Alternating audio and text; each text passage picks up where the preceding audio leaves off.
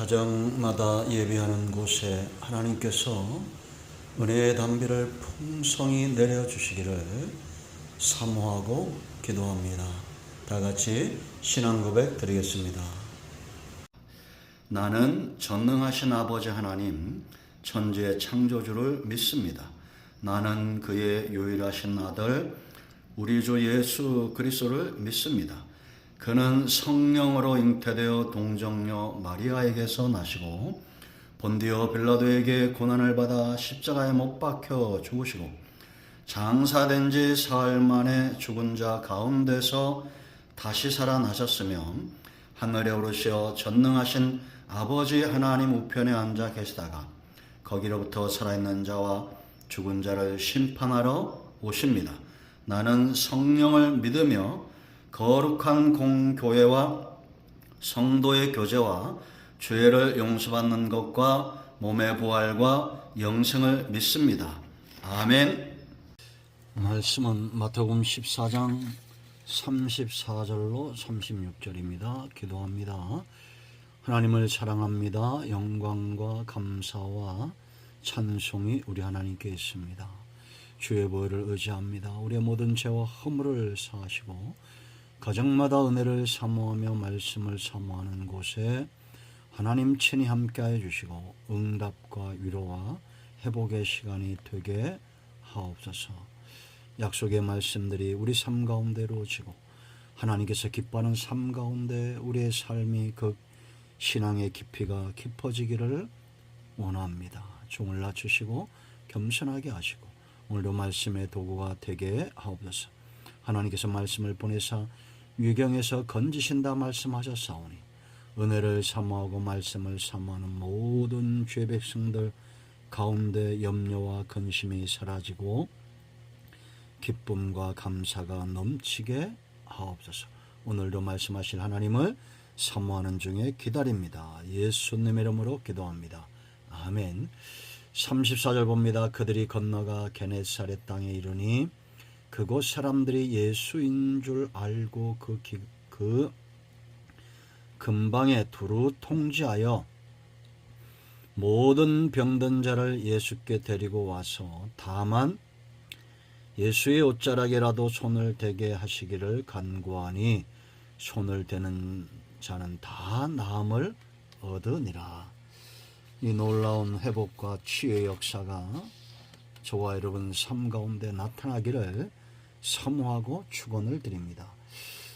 자, 여러분, 성도의 삶 가운데 가장 많이 일어나야 되고 가장 많이 증거로 열매를 맺어야 될 것들이 무엇입니까? 바로 생명 구원의 기적입니다. 오늘도 치유의 역사가 예수님을 통해서 나타나고 있지만 병든 자가 치유되고 죽은 자가 살아나고 놀린 자들이 자유케 되는 이 모든 예수님의 사역의 가장 중요한 기적은 생명 구원의 기적입니다. 어둠에 갇혔던 자들이 빛으로 나옵니다. 사단의 권세에 매였던 자들이 하나님께로 나옵니다. 사망에서 생명으로 옮겨집니다. 구원을 얻고 기업을 회복합니다. 이것이 바로 가장 우선되고 보다 큰 기적입니다. 이 생명 구원의 기적은 그 어떤 기적보다도 성도들의 마음을 사로잡아야 되고 매 순간 매일같이 우리는 이 기적을 꿈꾸고 행하여야 됩니다. 오늘 우리가 복음을 전함으로 추구하는 영혼들이 지옥에서 천국으로 사망에서 생명으로 옮겨지는 이 놀라운 기적에 저와 여러분의 가슴이 뛰기를 사모합니다. 우리 가슴이 무엇으로 불붙어 있는지, 분명 내 옆에 있는 사람들이 예수 믿지 않으면 지옥 가는데 나는 버려두고 있습니다. 중병에 걸린 사람이 밤새 부르짖고 고통스러워하는데 나는 가만히 있다. 그 문제가 심각한 거 아닙니까? 그것보다 더 심각한 문제는 지옥 가는 영혼들을 그냥 버려두는 것입니다. 오늘 게네사렛에서 구원의 기적이 일어나고 있습니다. 모든 병든 자들이 치유를 받고 구원을 받는 역사가 일어나고 있습니다. 이러한 기적이 일어나기 위해서 우리는 세 가지를 기억해야 됩니다. 하나는 알고 그랬습니다. 여기. 자, 35절 보세요. 그곳 사람들이 예수이신 줄을 알고 그랬습니다. 알지 못하면 주님께 나오지 않습니다. 믿음은 들음에서 납니다. 믿어야 주님께 나오는 겁니다. 예수님을 구주와 메시아로 알아보는 것, 이 사람들은 알아봤어요. 여러분 마가복음 5장 25절 27절 말씀 보면 12회를 혈루증으로 앓는 여인이 있습니다. 그 여인에 대해서 이렇게 기록하고 있어요. 12회를 혈루증으로 알아온 한 여자가 있어. 25절. 12년 동안 기다려본 거죠. 오랜 시간 우리가 할 수 있는 가장 어떻게 보면 쉬운 방법이죠. 기다리는 겁니다. 좋아져 막연히 기다리는 거. 어떤 우리 질병들이 있을 때 병원 찾기를 두려워하는 분들도 있죠. 기다려보는 겁니다. 그런데 이 여인도 12년 동안 기다려봤어요. 12년의 세월이 지났습니다. 차도가 없습니다. 기다렸으나 차도가 없어요. 오히려 더 중화해졌다고 말합니다. 그런데 이 여인은 기다리기만 한 것이 아니라 또 많은 의원에게 찾아갔습니다. 26절. 많은 의사에게 많은 괴로움을 받았다. 여러분 아마 중병에 걸렸던 분들은 이 말을 이해할 겁니다. 저도 수술 때문에 중암 수술은 아니지만 병원에 입원해 있는데 하루 종일 마취에서 누워 이렇게 있으려니까 참 고역에 힘들어요. 좋다는 의원을 다 찾아가 봤지만 괴로움만 더한 겁니다. 인간의 의술로 치유가 안 되는 질병이에요. 가진 것도 다 허비했다라고 말합니다. 이제 병에 걸리니 돈보다 뭐가 더 중요합니까? 건강이 중요한 겁니다. 자신이 가진 능력, 자신이 가진 돈을 가지고 건강을 회복하기 위해 노력했으나 오히려 더 중화해졌다. 26절 그렇게 이 여인의 질병에 대한 수고와 그 결말을 진단하고 있어요. 더 중화해졌던 차에 그럽니다.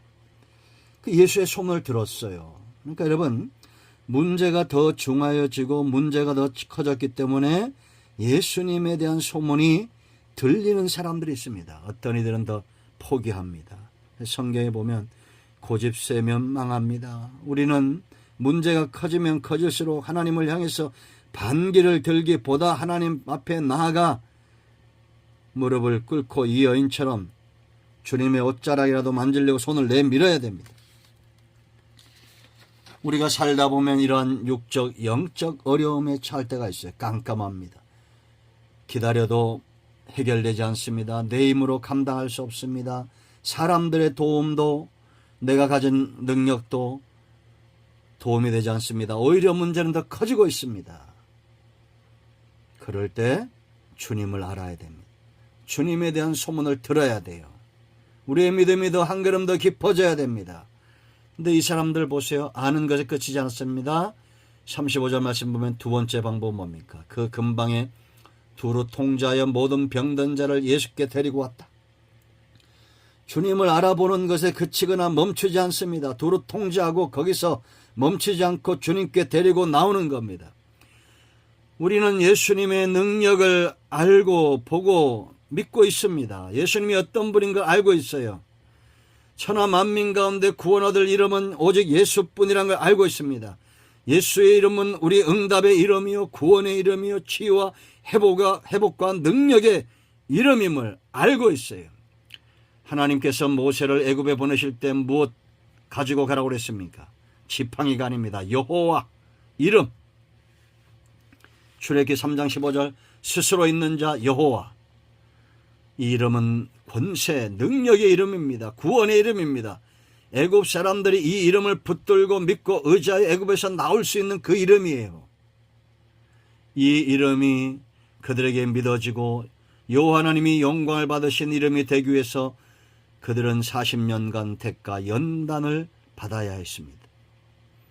그러므로 신실하게 연단받는 성도들은 오직 예수, 오직 믿음, 여호와만이 나의 하나님입니다.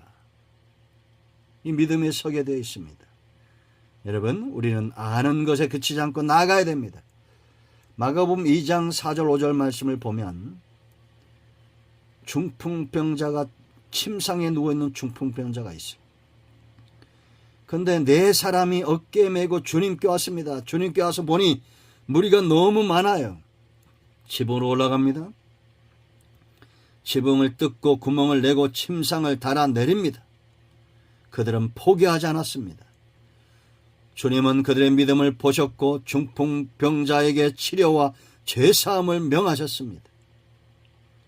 머물러 있지 마세요.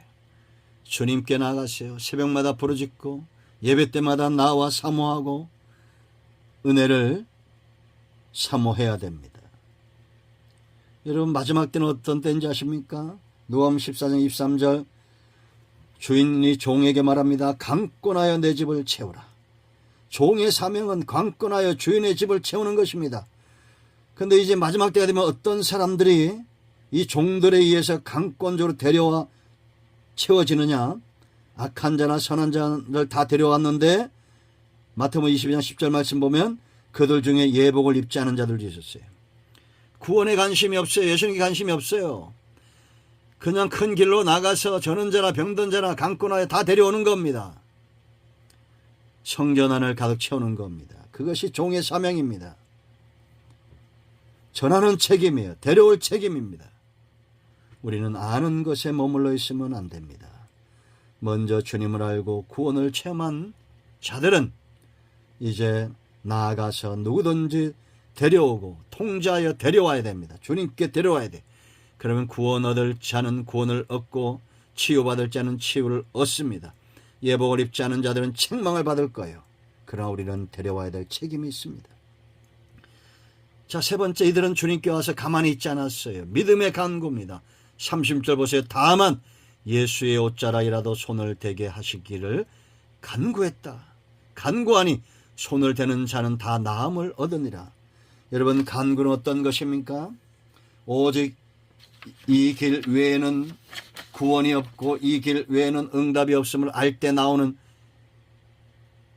자연적인, 그러나 필연적이고 강권적인 그런 간구함입니다.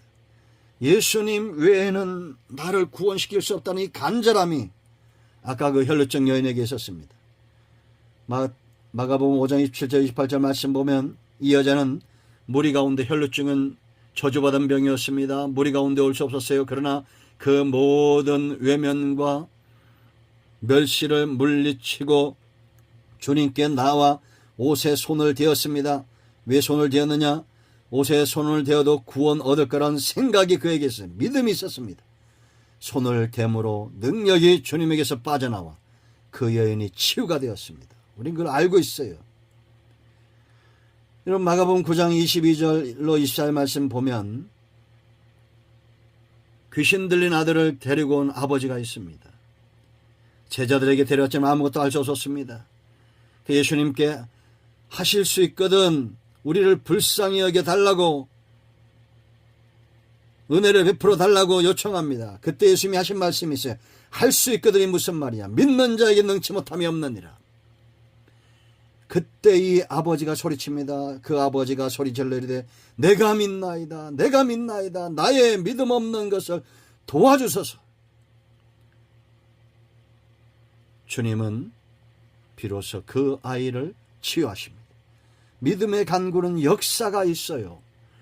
여러분, 오늘도 우리 가운데 분명히 일어나야 될 것, 주님과 동행함으로 주의 성령의 능력이 우리와 함께 하심으로 이 놀라운 회복, 어둠에서 빛으로 나오는 이들, 사단의 권세에서 하나님께로 나오는 이들, 사망에서 생명으로 구원을 얻고 기업을 회복하는 이런 이들이 일상처럼 기적이 일상처럼 일어나야 됩니다. 생명 구원의 역사가 저와 여러분 삶 가운데 일상이 되기를 사모하고 축원을 드립니다. 아멘. 이제 합심해서 기도하시고 가정의 마음으로 기도하시고 주님 가르친 기도로 예배를 마치시면 되겠습니다. 할렐루야. 응답이 오늘도 우리 가운데 임하였습니다. 아멘.